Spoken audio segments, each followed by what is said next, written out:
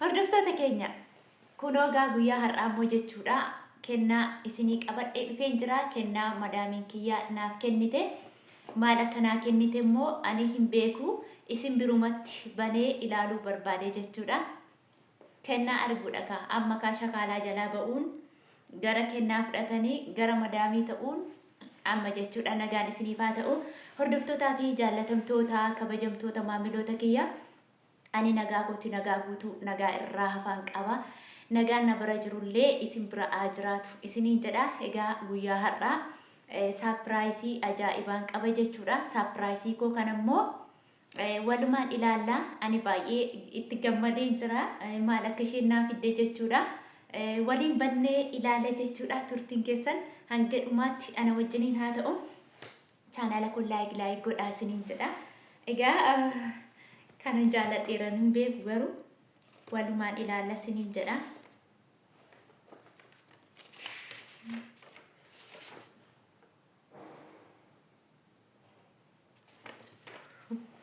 Oh my god. Egaa dubbachuu har'a akka gammaduuti gaa.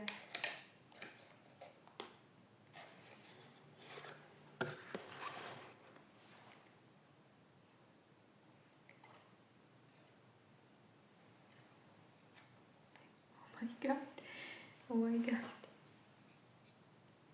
Arkitanii?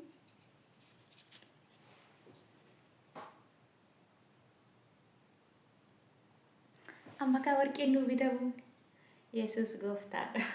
Dhugaa Rabbii yeroo jalqabaafan kennaa arge Kiristoosii yeroo jalqabaaf kennaa akka kana. Na dhugaa Waaqayyo baay'een bareedu.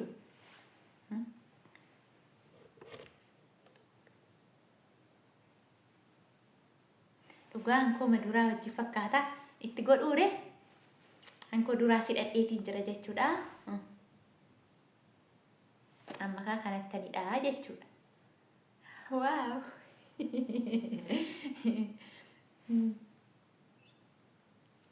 Kasii nama bareedee nama bareecha qo'a nama bareecha tottolche. En tottolcha kaa. Suura nagaa fadhaa kaa.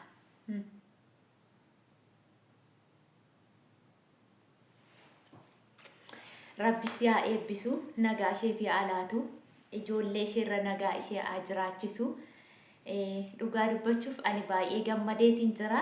Namoonni namaa gammadan immoo isinis Waaqayyoo guyyaa kana fidee bara kana fidee obsa isinii laatee karaa hundumaan isin gargaaree nama guyyaa kanaa isin haa taasisu isiniin jedha. Kennaatti aanu isin ilaalla isiniin jedha. Na bareechite madaamiin kiyya.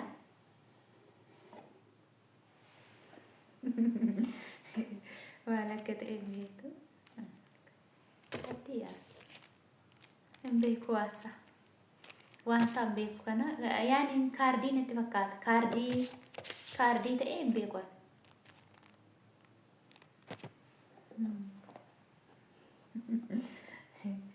Laala harka kiyya immoo na dhukkuba. Harki kun fayyuu dide yeroo hundaa. Waaw. Laala. Saa'itiidha. Dhugaa Waaqayyo bareedaadha. Maashaallah. Rabbi isheerraa jaallatu seen jedha. Kiisaa qaba.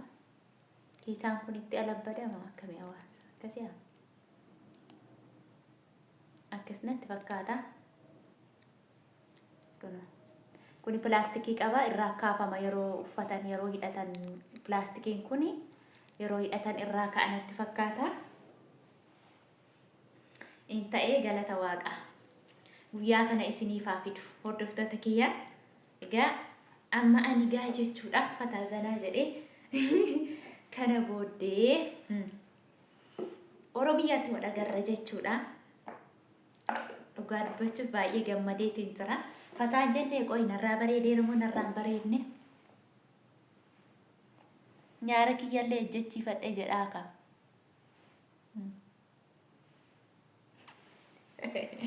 Mataa kiyya immoo ofuma kawayyoo hojjedhee yoo ganaan fila jechuudha. Viidiyoo hojjechuuf kan ka'e malee marmaree ka'ee guyyaa hojiirran oolee jechuudha. Egaa akkuma beekamu gaafa mana namaa jiranii boqotanii galuutu hin taane hojii makeessa baanii gala jechuudha. Rifeensa kiyya kaleessa galgala jechiise hojjedhe ofuma kiyya hojjedhe garuu immoo har'a immoo baay'ee dafqaa oolee baay'ee hojjechaa oolee ho'a waan ta'eef gofforna jalaa hidhee ganaan fidaa yaa kun ta'a jedhee yaada ta'an ta'a. Maaliif rakkoon qabu inni guddaan nagaadha isiniin jedhaa obboleewwan qaalii obboleewwan gaarii kennaa jechuun yaa xinnoo qabdu xinnoos miti dhugaa har'a namni kana namaa laatu dhugaa dubbachuuf baay'ee tokko jechuudha. Yoo akkam ta'e hankooti walitti kanatu bareeda dhugaa waaqa hankoorra kanatu irra bareeda kanatu irra ulfaata. Hankoo gizee dura bite siniin jee argitaniitu miti kafiifa dhugaa sanuu immoo jechuudha.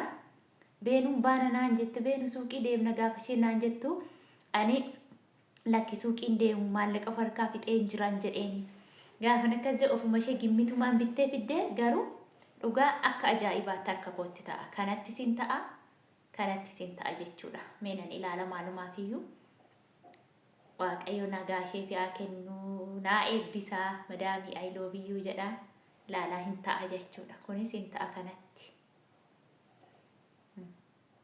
kas wayyaa iddoo duraa wayyaa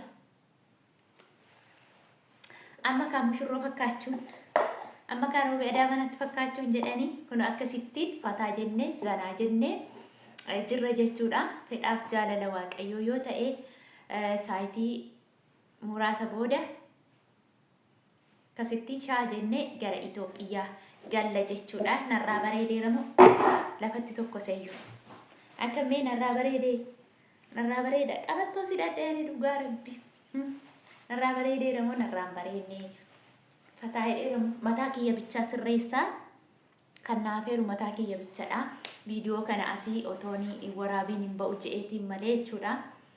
Viidiyoo shaanxaa waan adda addaallee nan sinii waraaba waa hedduu sinii waraaba jechuudha. Ofii kiyya akka yaadutti kiiloon kiyya irra darbeera garuu immoo maal akkan ta'uufaa booleetti nangata ta'ee hin beeku uffatoota baay'ee wayis nangata wayis immoo fedha waaqaa ta'ee waaqni nama tokko naa buusaa hin beeku maallaqa guddaa nama gaafatu jedhanii kanaaf viidiyoos nan isinii waraaba. Viidiyoon koo isinitti tole immoo laayikii godha nagaan galii jedha. Nagaan galuu caala wanti hundisaayyuu kennaa nu hafee waan hundisaayyuu hafee jechuudha. Wanti nagaa caalu hin jiru amma gaa jechuudha. Warqii kana isinitti argisiisuuf malee hidhadhee galuuf miti jechuudha. Maaliif jennaan nan sodaadha. Yaa warqii nan naqatanii waan deddeeman natti hin fakkaatu. Kanaafuu shaashan baay'ee akkasittiin egaa iftaan bor jechuudha. Boru gaa Itoophiyaa keessa ganama abboroo jechuudha. Har'a galgalan ka'a. Boru ganama abboroo yookiin immoo gara naannoo saayitii tokko akkasii Itoophiyaan ga'a jechuudha. Har'a galgala rafuun hin jiru hojjechuun hin jiru. Har'a kutaa koo keessa fataa sanaa jedhee viidiyoo ol ka'ee isinii waraabaa jakkeettiin illee qayyaree sasaara koommaan biraan uffadha. Warqii kiyya ofirraan baasee isiniin jedha obboleewwan gaarii obboleewwan qaalii carraan na qaqqabe kun isinaa qaqqabu. Waaqayyoo isiniinis immoo akkuma anaan na gargaaree waaqayyoo lafa jirtanitti rabbiin isin gargaaree gola namaa keessaa biyya ormaa keessaa qaama guutuudhaan harka keessan fayyaa miila keessan fayyaa tootaal qaama guutuudhaan waaqayyoo gara biyya keessaniitti isin deebisu isiniin jedha. Anaafis immoo amantii qabdaniin hundumti keessanillee nagaan galii maatii nagaatti jedhaatii na eebbisa eebbi keessan lafan bu'u warreedii walumaa galatti jechuudha. Baay'een isin jaaladha baay'een isin kabajaa fedhaaf jaalala waaqayyoo taana viidiyoolee adda addaa waliin ejjenna gara fuulduraatti isiniin jedha. Turtii gaarii isiniif haa ta'u baay'ee tokko isin jaaladha. Nagaan naa tura.